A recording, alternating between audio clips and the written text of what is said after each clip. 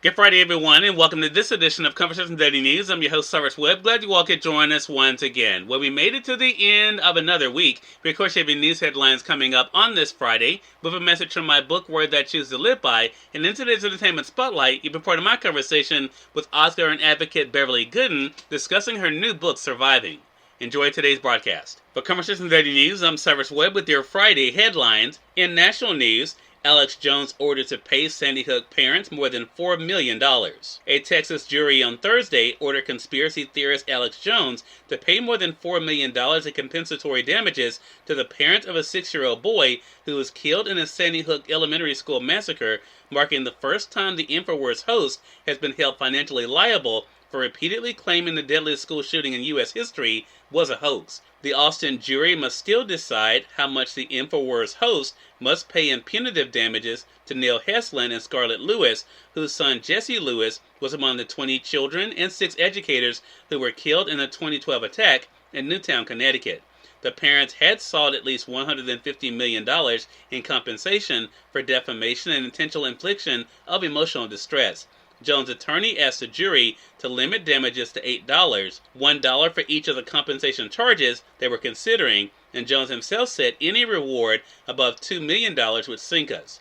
It likely won't be the last judgment against Jones over his claims that the attack was staged in the interest of increasing gun controls. A Connecticut judge has ruled against him in a similar lawsuit brought by other victims' families and an FBI agent who worked on the case.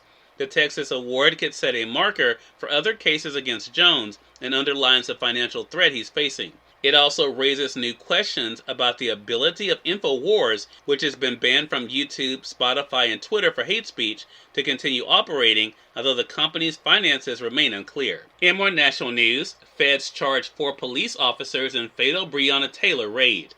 The federal government filed civil rights charges Thursday against 4 Louisville police officers over the drug raid that led to the death of Breonna Taylor, a woman whose fatal shooting who helped fuel the racial justice protests that rocked the nation in 2020. The charges, most of which stem from the faulty drug warrant used to search Taylor's home, are an effort to hold law enforcement accountable for the killing of the 26-year-old medical worker. One of the officers was acquitted of state charges earlier this year. Breonna Taylor should be alive today, Attorney General Merrick Garland said in announcing the charges, which include unlawful conspiracy, use of force, and obstruction of justice. The charges name former officers Joshua James, Brett Hankinson, along with current officers Kelly Goodlett and Sergeant Kyle Meany. Louisville police said they are seeking to fire Goodlett and Meany. Hankinson was the only officer charged Thursday who was on the scene the night of the killing. Taylor was shot to death by officers who knocked down her door while executing a search warrant. Taylor's boyfriend fired a shot that hit one of the officers as they came through the door, and they returned fire, striking Taylor multiple times. In international news, WNBA's Griner convicted at drug trial, sentenced to 9 years.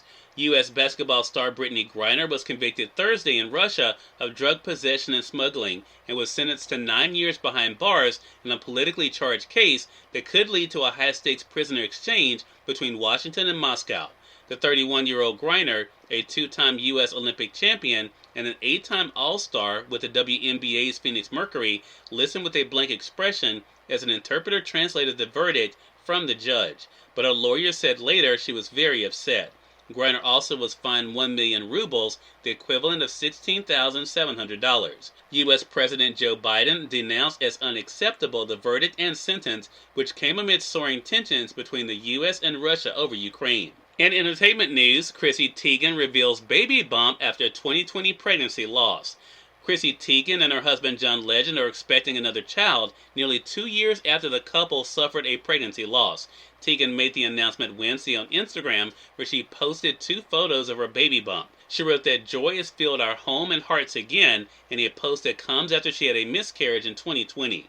We have another on the way, wrote a 36-year-old model and cookbook author who shares 2 children with Legend. She touches on her fertility journey and being too nervous to unveil her pregnancy.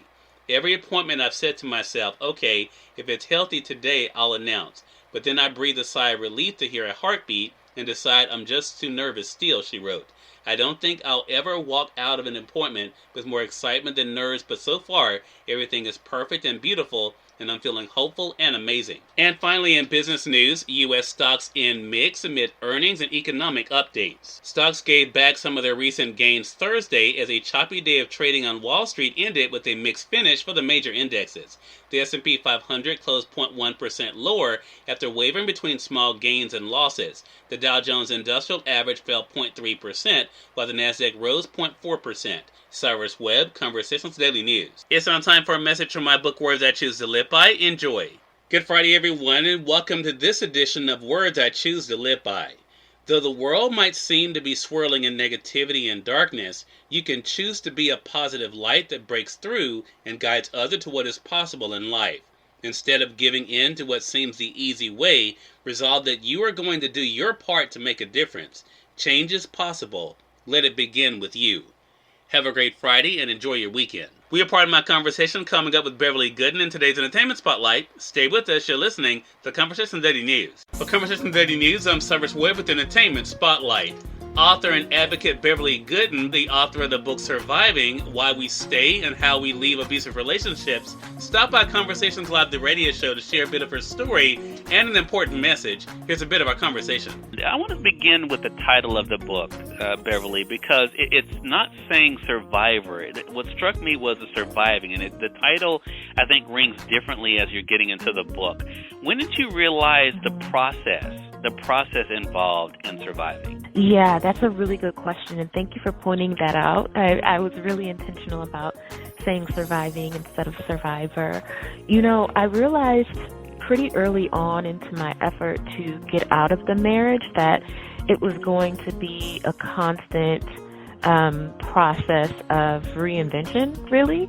Right. So I always say that surviving is just the beginning, and I say that because getting out is a moment. You know, it takes time, it takes a process, but it's a moment, and then after that, you have to figure out what's next. And I think a lot of times when we talk about abuse or surviving abuse, we consider that moment that you leave the most important moment. And I'm trying to explain how everything that comes after that is just as vital. What you do the next day, how you find another job, how you find a place to live, really the struggles that come with everything, finding food, dating again when you're ready, trying to get a job when you're getting rejected, things like that. So I titled the book that way on purpose. I wanted people to know that I'm still surviving.